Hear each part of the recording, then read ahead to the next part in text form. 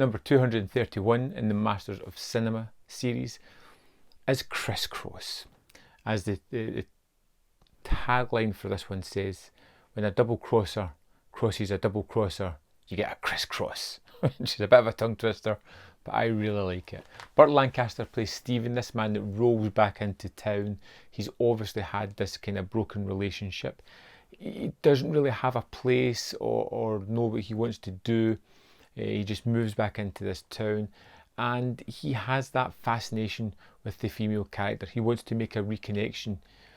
He tries to fight it, but he knows that it's ultimately going to come, and that's where we get the form of Anna, and we meet this character, and again the sparks just fly.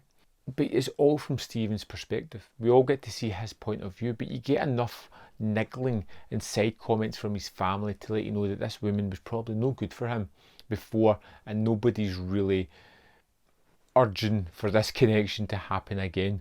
And as things transpire at the start of this movie, we get Burt Lancaster's Stephen character, who is a driver for an armoured truck who's transporting last amounts of money.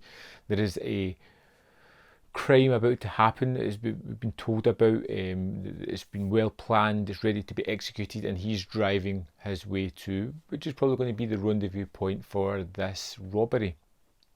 And then the movie flashes back, and that's when we see all the relationships and a lot of plot heavy dialogue and a lot of important scenes that are going to lead up to that climax at the end of the movie.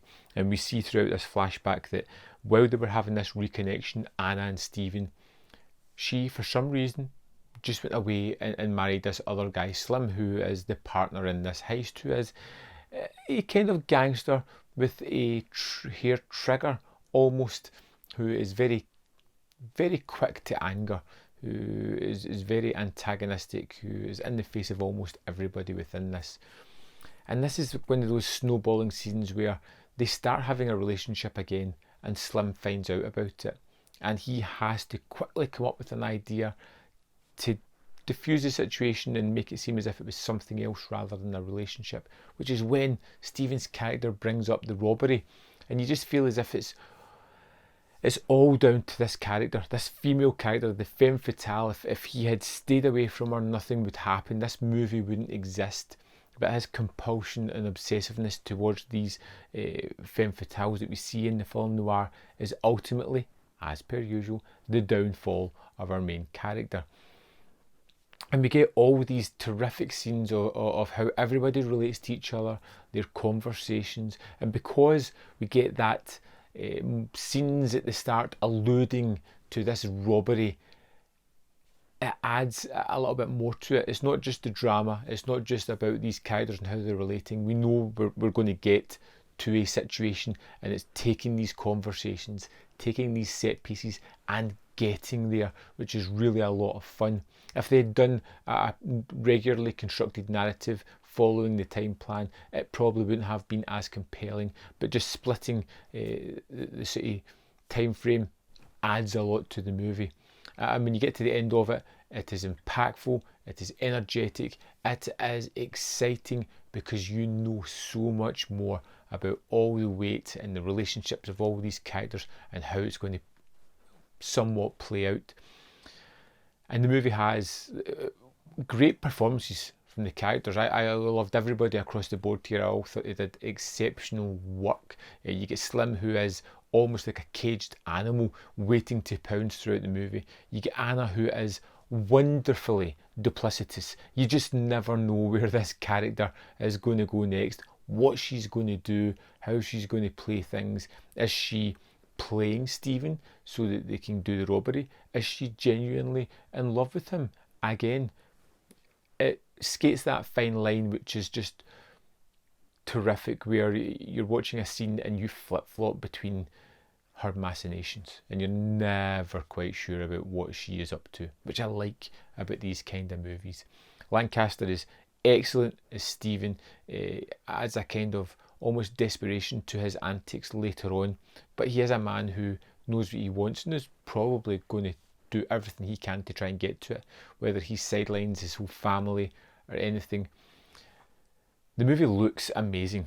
The transfer on this disc is utterly stunning. It is gorgeous right from the start and really showcases a lot of the use of light that's played throughout this movie. The use of shadows, the way things are staged are expertly done, and this transfer shows it off.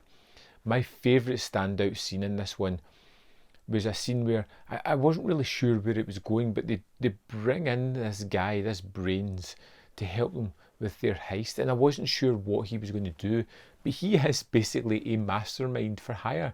He will bring his ideas to the table, he will deconstruct their ideas, and throughout the night they're going to work a conversation to find out the fine details of what's the best way to tackle this robbery.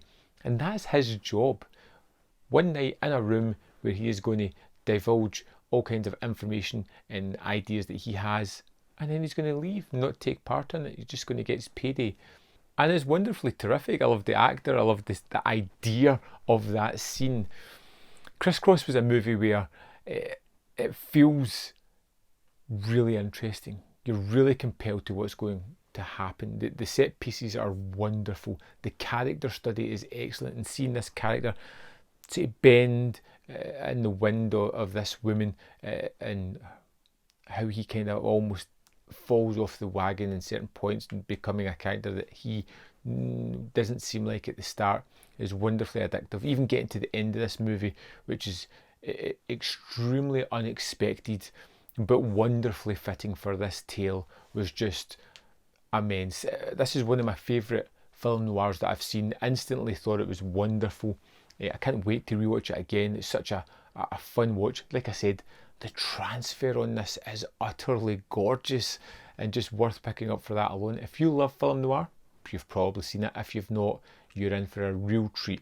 And I would love to know your thoughts on Criss. Let me know in the comment box below. We'll see you next time on Man v Film.